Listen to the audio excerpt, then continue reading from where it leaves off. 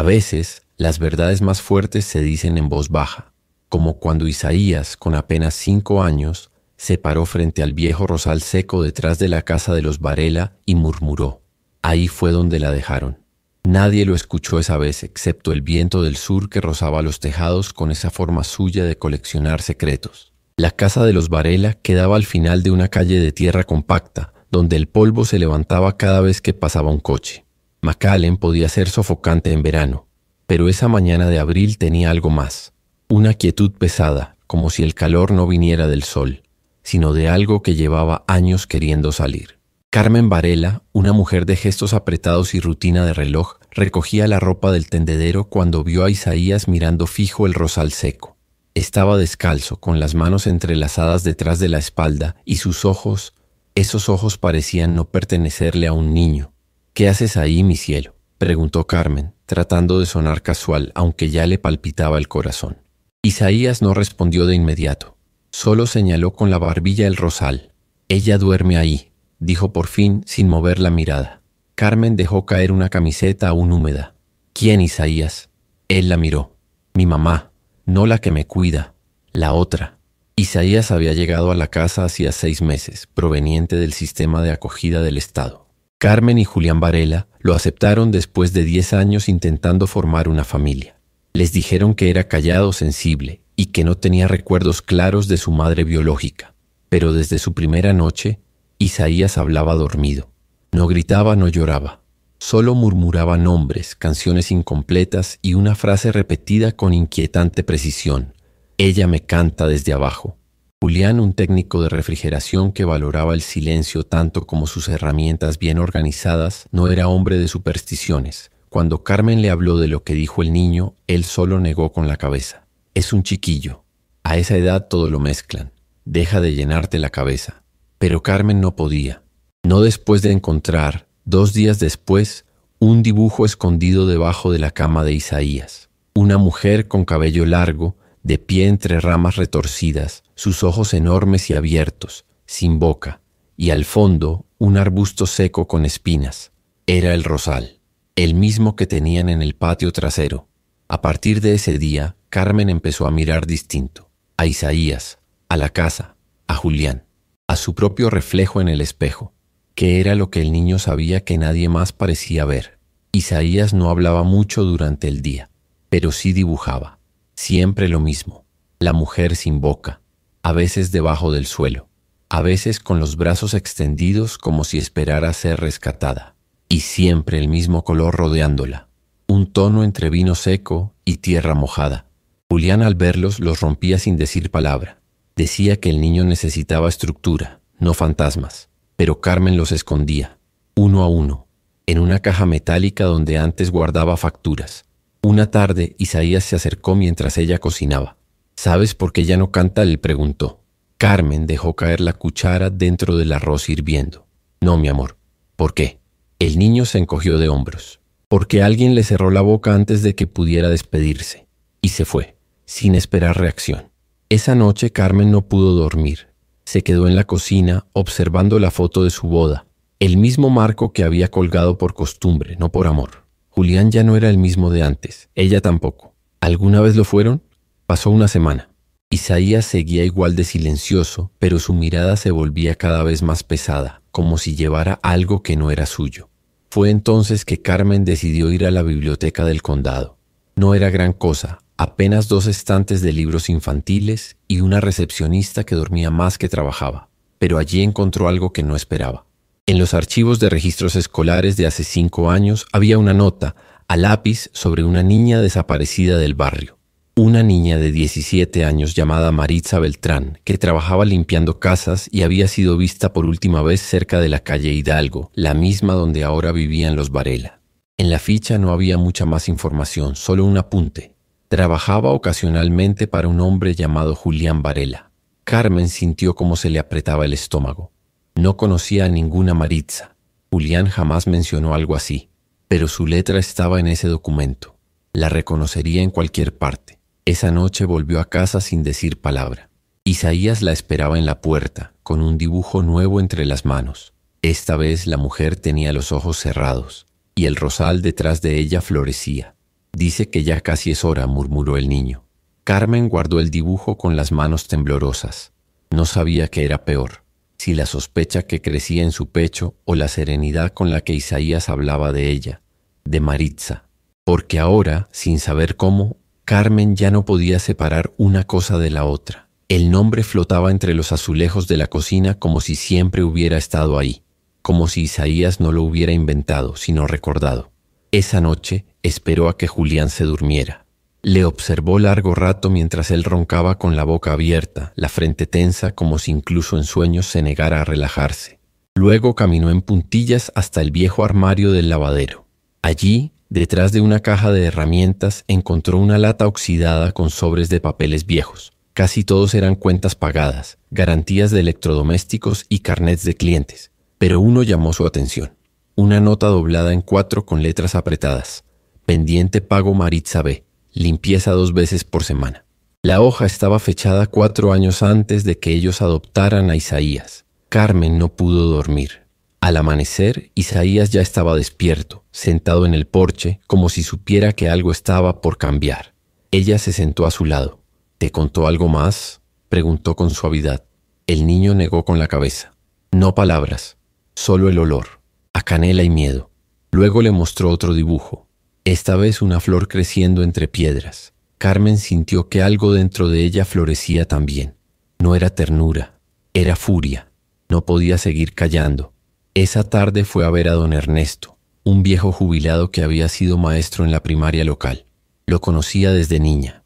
Siempre había algo en sus ojos, una mezcla de cansancio y compasión que le hacía confiar. Cuando Carmen le habló de Maritza, Ernesto desvió la mirada. Claro que me acuerdo. Era buena muchacha, callada, trabajadora, pero nadie buscó mucho cuando desapareció. Ya sabes cómo son las cosas aquí. Luego bajó la voz. Se decía que trabajaba para alguien de esta calle, pero nadie dijo más. Todos tenían miedo. Carmen se fue con el estómago revuelto. Miedo. Esa palabra se repetía demasiado. Esa noche Isaías se despertó llorando. Por primera vez desde que llegó, lloraba. No gritaba, solo tenía el rostro cubierto en lágrimas silenciosas. Carmen lo abrazó. ¿Tuviste una pesadilla? Él negó. No era pesadilla, era ella, cantando. Pero ahora canta para que no me duerma. Y volvió a dormir abrazado al relicario de madera que había encontrado enterrado en el jardín semanas atrás, sin que Julián supiera. Carmen sabía lo que tenía que hacer. A la mañana siguiente fue al Departamento de Servicios Públicos del condado. No como esposa, como ciudadana. Preguntó por permisos, por nombres, por documentos de propiedad. Encontró planos antiguos del terreno. Y ahí estaba, donde ahora tenían el rosal. Antes había un pozo artesanal, registrado como inutilizado y tapado hacía 6 años. El sello llevaba la firma de Julián Varela. Cuando volvió a casa, Julián la esperaba en la cocina con el rostro frío. ¿Dónde estuviste? Carmen, por primera vez en años, lo miró a los ojos sin bajar la mirada. Buscando verdades que tú no quisiste decirme. Él apretó los labios. No empieces con tus ideas. Ese niño te está enfermando. Carmen lo empujó con la mirada. Ese niño me está despertando. Esa noche escondió los papeles en la alacena detrás de los frascos de arroz. Isaías le entregó otro dibujo, esta vez con algo nuevo. Un reloj roto a los pies de la mujer. Dice que el tiempo ya no la puede encerrar. ¿Sientes ese nudo en el pecho? No estás solo. Si algo de lo que has escuchado aquí te ha tocado el alma, suscríbete al canal. Pero más que eso, cuéntanos, ¿qué es eso que el tiempo no ha podido borrar en tu historia? Queremos leer lo que tiene para decir. Carmen no volvió a preguntarle a Julián. A esas alturas sabía que no le interesaba negar, solo imponer el silencio. Pero Isaías hablaba más, incluso cuando no usaba palabras. Lo hacía con sus dibujos, con la forma en que se sentaba junto al rosal, con las canciones que tarareaba mientras jugaba con las piedritas del patio. Una tarde, mientras barría el porche, Carmen vio cómo Isaías enterraba algo junto al arbusto seco. Esperó a que él se fuera para mirar. Era un dibujo, cuidadosamente doblado, protegido en una bolsa de plástico. Mostraba a la mujer de siempre, pero esta vez con las manos entrelazadas, como si estuviera rezando. Y sobre su cabeza, una mariposa. A Carmen se le hizo un nudo en la garganta. No era casualidad. Maritza, según los pocos datos que pudo reunir, era conocida por llevar un prendedor con forma de mariposa.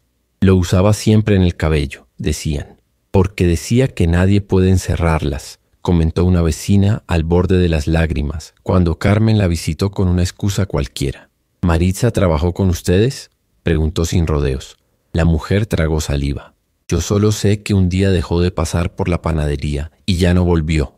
Esa noche Carmen dejó una vela encendida junto al ventanal de la cocina. Isaías se le acercó sin decir nada. ¿Por qué está esa luz?, preguntó. Carmen le acarició el cabello. Para que alguien sepa que aún la esperamos. El niño la miró como si finalmente entendiera algo que llevaba mucho tiempo esperando. Dice que eso le da calor. Al día siguiente, Julián no dijo una palabra durante el desayuno. Observó cómo Carmen y Isaías se hablaban con miradas y cómo el niño ahora dibujaba con más colores. Al final del día se acercó a Carmen. «Vas a arruinar esta casa por un capricho». Ella no respondió.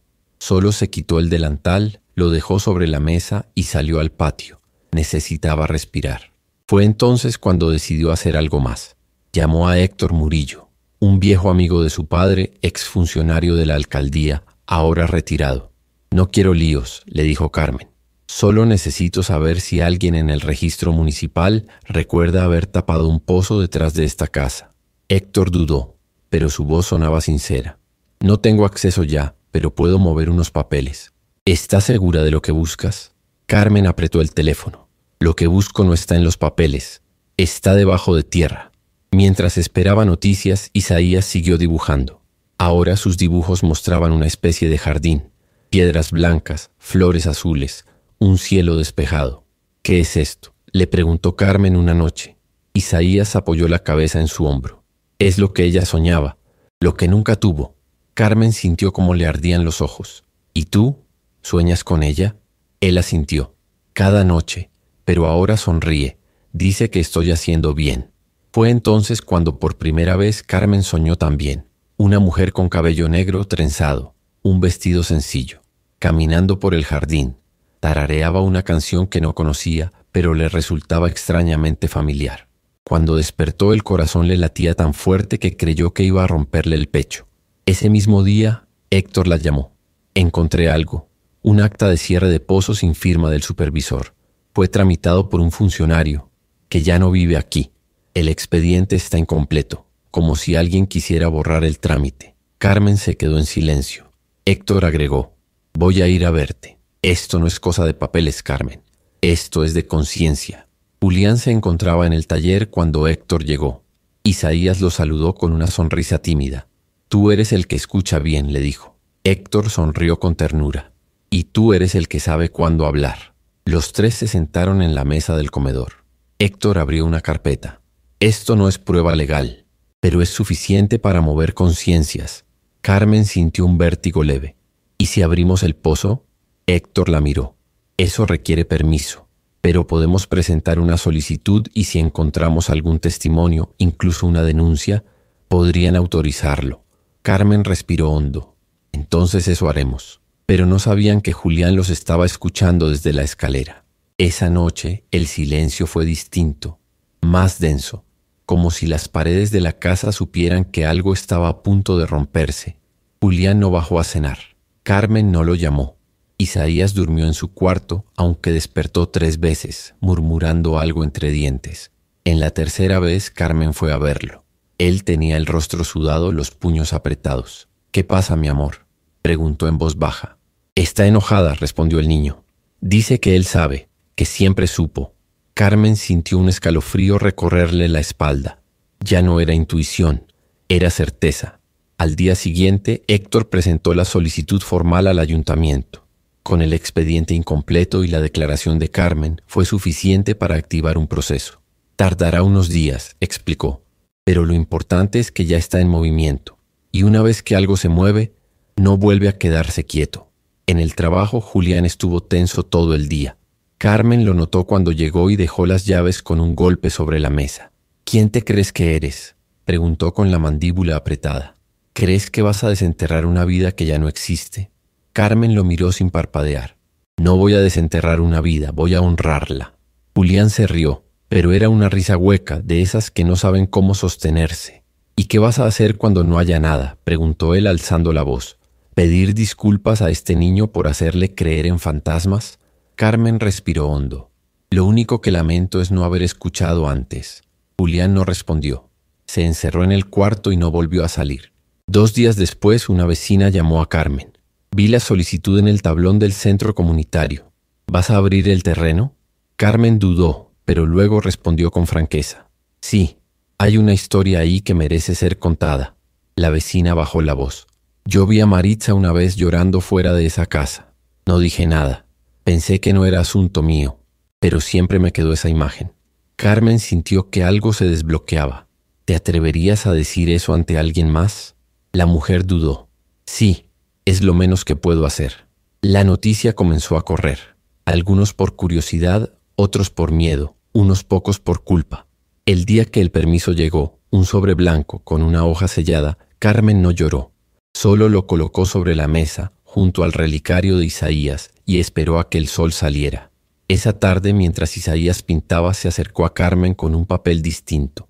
Era un jardín completo, no solo flores, sino caminos, un banco de madera y en una esquina una placa.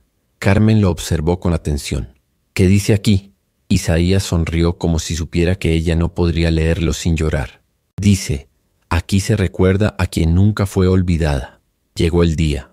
Una pequeña excavadora, 2 trabajadores con cascos, una cinta de seguridad, el vecindario en silencio, Héctor de pie al borde del jardín, Carmen junto a Isaías, quien llevaba el relicario colgado al cuello, como si fuera parte de él. Cuando removieron la primera capa de tierra, no hubo nada, solo raíces, piedras y polvo antiguo. Pero a medio metro apareció una tela, azul desteñido, luego una hebilla oxidada, luego algo más, una trenza de cabello oscuro atrapada entre ramas secas. Los murmullos se apagaron, los trabajadores se detuvieron. Héctor asintió. Un forense fue llamado. La zona se acordonó. Carmen se aferró a la mano de Isaías. Lo que encontraron no fue solo un cuerpo, fue un grito contenido, una historia hundida, una verdad que se negó a morir. El vestido estaba roto, manchado, el rostro irreconocible, pero en las manos de la figura, apretado contra el pecho, un prendedor en forma de mariposa. Isaías no lloró, solo murmuró, ella ya no tiene frío. Julián no apareció. Carmen no lo buscó.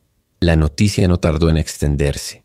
Jalan restos humanos en propiedad residencial de McAllen, tituló el periódico local.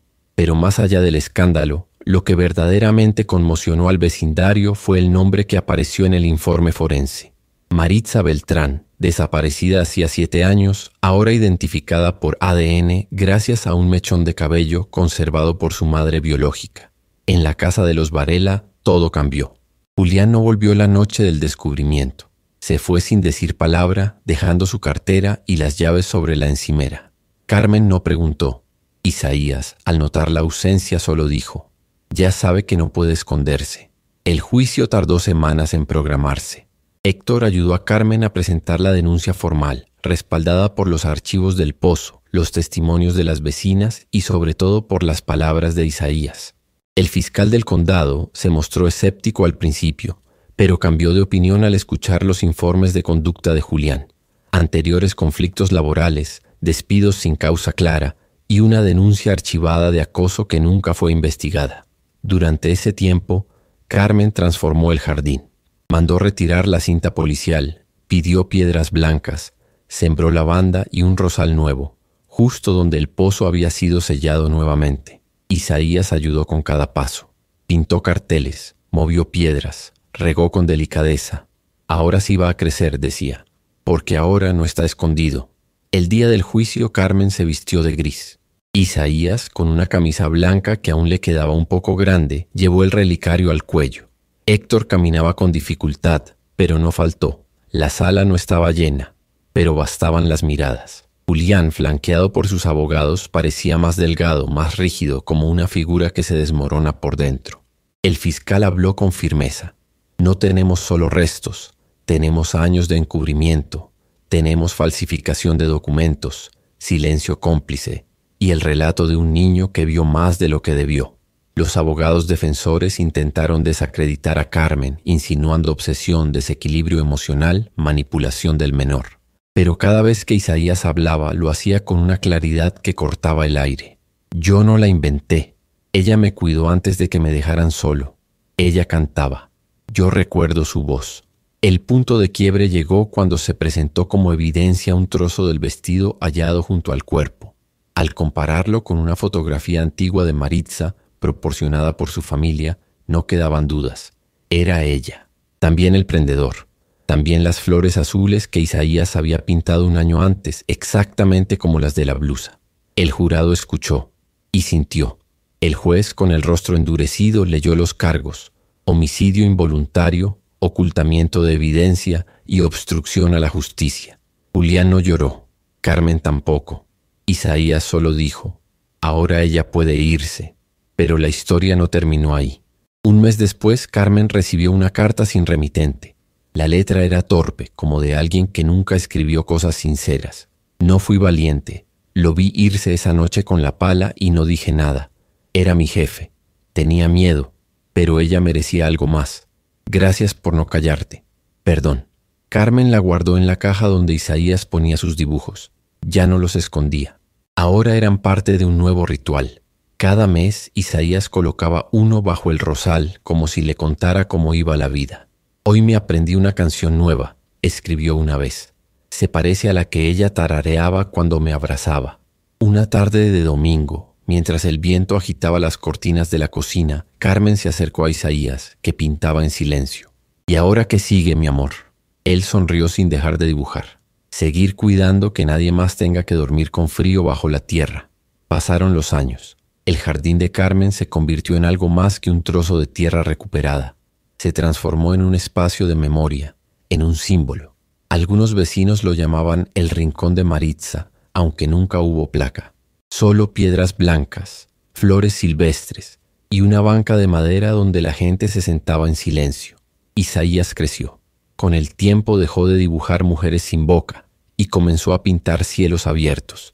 Estudió diseño gráfico y trabajó como voluntario en un centro comunitario, enseñando a niños como él a contar lo que llevaban dentro. No con palabras si no podían, pero sí con trazos, con colores, con imágenes que a veces decían más que una confesión. A los 17 fundó un pequeño proyecto con Carmen y Héctor, quien aún seguía acompañando cada iniciativa. Una biblioteca móvil para barrios olvidados. La llamaron Voces que Quedaron. El logo: una mariposa sobre un pozo abierto, sin barrotes, sin tapa. Una tarde de octubre, Carmen recibió una carta. Esta vez sí tenía remitente. Venía de la hermana de Maritza, quien vivía en Durango. Había encontrado su nombre en un artículo digital. No sabía qué había pasado con ella. Pensé que simplemente se fue, que quiso desaparecer. Llevamos años sin respuestas. Gracias por no dejar que su voz se perdiera. Carmen lloró esa noche. No de tristeza, de alivio, porque alguien más la recordaba, porque el silencio finalmente había dejado de ser costumbre. En una ceremonia discreta, sin discursos largos ni cámaras, Isaías enterró el relicario bajo el rosal. Lo envolvió en una tela bordada por Carmen, junto con un dibujo suyo, ya adulto. En él aparecían 3 figuras: una mujer de vestido azul caminando entre flores, un niño a su lado, y más atrás, una mujer mayor regando plantas con una regadera oxidada. Así quiero que nos recuerden, dijo Isaías, no por lo que perdimos, sino por lo que hicimos con eso. Carmen asintió. El viento sopló, y por un momento se escuchó un tarareo, suave, como si las ramas del rosal recordaran una canción que solo florece con amor. Gracias por quedarte hasta el final. Si esta historia te tocó el alma, suscríbete al canal. Aquí no solo contamos relatos, los sentimos juntos. Y si tú también llevas una historia que aún no se ha dicho, compártela con nosotros. Cuéntanos en los comentarios, ¿qué sentiste al escuchar esta historia? ¿A quién te recordó? ¿Qué enseñanza te llevas hoy? Este canal es una comunidad, una donde las voces que parecían olvidadas vuelven a cantar.